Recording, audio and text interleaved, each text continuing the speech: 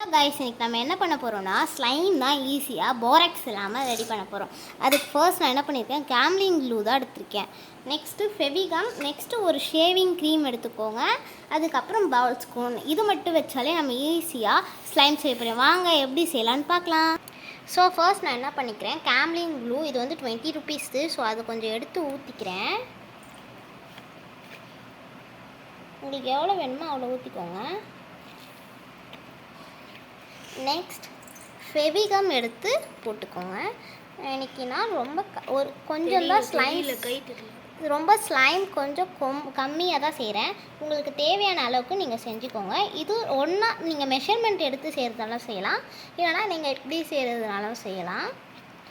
இப்போது நீங்கள் இதை வச்சு நீங்கள் கலக்கும் போதே ஸ்லைம் வர மாதிரியே தெரியும். பாருங்கள், ஸ்லைம் வர மாதிரியே இருக்குல்ல. பட் நீங்கள் இது வச்சு கலக்கிட்டே இருந்தாலும் இதில் ஸ்லைம் வராது.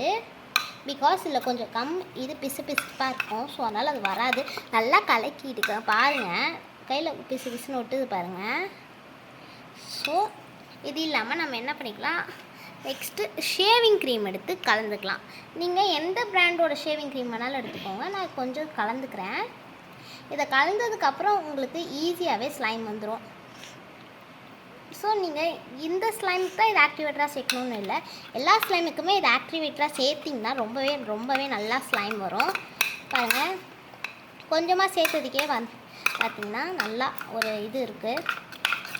இது நல்லா நீங்கள் இப்படி பண்ணிக்கிட்டே இருந்தீங்கனாலே இது அழகாக ஸ்லைம் மாதிரி வந்துடும். பாருங்கள் எந்த அளவுக்கு வந்துருக்குன்னு. ஸோ நான் இது கலக்கிட்டு காட்டுறேன்.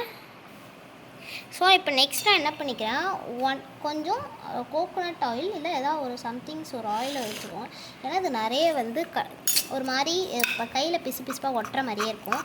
ஸோ அதனால் கொஞ்சோண்டு ஆயில் சேர்த்து நல்லா மிக்ஸ் பண்ணிட்டிங்கன்னா அவ்வளோதான். நீங்கள் முன்னாடியே இதில் பவுலில் ஒட்டுற மாதிரி இருந்ததுன்னா நீங்கள் கொஞ்சம் ஆயிலை பவுலில் அப்ளை பண்ணிவிட்டு ஸ்டார்ட் பண்ணுங்கள். இப்போ பாருங்கள் எவ்வளோ கிளம்ஸியான ஸ்லைம் ரெடி ஆகிடுச்சு.